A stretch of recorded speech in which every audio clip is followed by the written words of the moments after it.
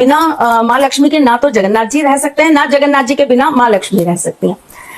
तो जब भी हम अपने घर में लक्ष्मी जी का वास कहते हैं तो हमेशा वो विष्णु प्रिया के रूप में ही आती हैं, जो कि शुभ लक्ष्मी होती हैं। शुभ लक्ष्मी जब आपके घर में आएंगी तो वो हमेशा अपने साथ बरकत लेकर आएंगी। आपने कई लोगों को देखा होगा, वो पैसे कमा रहे हैं और एक झटका आया और एकदम कंगाल हो गए। कोई कमी नहीं है जिंदगी में, हम अच्छा खा रहे हैं, अच्छा पहन रहे हैं, सब कुछ कर रहे हैं, लेकिन कर्जों में डूबे, कर्जे ही नहीं खत्म हो पा रहे। वो क्या है? वो अशुभ लक्ष्मी है, वो शुभ लक्ष्मी नहीं है।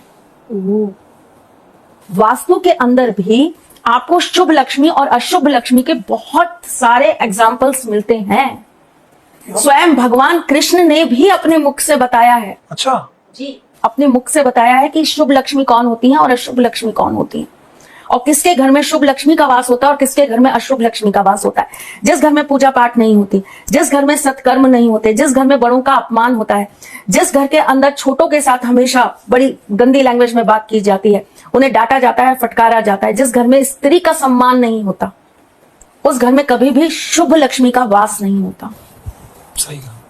जिस घर में त्योहार नहीं मनाए जाते, जिस घर को लीपा पोता नहीं जाता, अब तो देखिए हम पक्के मकानों में तो लीपे पोते कैसे, लेकिन समय समय पे अपने घर को एनर्जाइज करिएगा, समय समय पे अपने घर के अंदर हल्दी का जल छिड़किए, समय समय पर अपने घर के अंदर धूरी दीजिए, समय समय पर हवन करिए। साफ सफाई भी बहुत जरूरी होती है ना, जैसे क्योंकि क्या होता है ना, हम कई घर देखते हैं, जबकि हम भी जब हमारे पास नहीं पैसे होते थे, हम हमारा चौल देखते थे, आसपास देखा, हमारा खुद का भी घर देखते थे, बड़ा ही अनटाइडी सा होता था। आज जब हमारे पास पैसे आए तो ऐसा नहीं है कि घर गंदा है, घर साफ हो गया, तो कहीं ना कहीं हमको ये भी वो ध्यान से अगर तभी घर साफ कर लिया होता तो तब की जिंदगी और अच्छी सी हो सकती थी। क्योंकि घर में साफ सफाई रखना बड़ी जरूरी है, बहुत जरूरी होता है।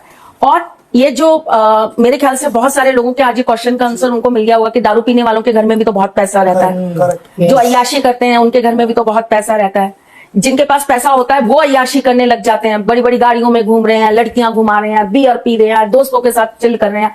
तो उनका आप एक सिंगल व्यक्ति मुझे बता दीजिए जो जीवन की इस राह पे चल रहा हो और उसके पास स्थिर लक्ष्मी का वास हो। क्योंकि हम ना चकाचौंध देखते हैं ना, बड़ी गाड़ी दुनिया में घूमना, अरे ये तो ट्रैवल कर रहा है, ये तो इसने हंसते हुए इंस्टाग्राम पे फोटो डाली, हमें लगता है कि वही दुनिया है, पर दुनिया उसके पीछे उसकी एक अलग जिंदगी होगी जो हमें नहीं पता। अब घर के अंदर ना पीपल के वास को भी बुरा मानते हैं कि घर में पीपल नहीं होना चाहिए। अपनी मम्मी से अपनी, सही बात है, पीपल रात में पीपल के पेड़ की, और कई घरों के अंदर ना पीपल उग जाता है सही कहा, दीवारों पे, तो वो लोग ऐसा बोलते हैं कि भाई पीपल उग गया, अब हम इसको कैसे निकालें या क्यों निकालें, पीपल है, यहाँ देवी देवताओं का वास होता है। जिस घर में पीपल उगता है वहां अलक्ष्मी का वास होता है, अशुभ लक्ष्मी का वास होता है, शुभ लक्ष्मी का वास नहीं होता। इसीलिए घर के आंगन में या घर के आसपास पीपल का रहना बुरा माना जाता है। और क्या क्या ऐसी चीजें हैं जो, बिकॉज जैसे पीपल की वाली बात आपने, बिकॉज बहुत दीवारों के बीच में से निकल ही आता, दीवार फाड़ के। देखिए एक और चीज मैं आपको बताती हूँ हर्ष जी, बहुत सारे लोगों को ना कुछ चीजें पता नहीं होती। मैं आपको एक चीज बताती हूँ। हम एक विशेष तिथि पर, मैंने जैसे अभी आपको बोला कि हमारे नक्षत्र, हमारे ग्रह, हमारा पंचांग बहुत बहुत बहुत विशेष है। नासा भी हेल्प लेता है हमारी इन चीजों की, जब वो किसी चीज पर रिसर्च करते हैं, बहुत हमारी हेल्प लेते हैं वो लोग, उसके बिना उन लोगों का भी काम नहीं चलता, बहुत पढ़ते हैं वो लोग उन चीजों को। आप किसी विशेष तिथि पर अगर किसी चीज की पूजा करते हैं तो वो आपके लिए सिद्धकारी है। जैसे कि दीपावली की रात्रि में उल्लू के संग आप अगर महालक्ष्मी की पूजा कर रहे हैं तो वो सिद्धकारी है, लेकिन और दिन अगर आप उल्लू के संग महालक्ष्मी की पूजा कर रहे हैं तो वो अशुभ लक्ष्मी का वास है।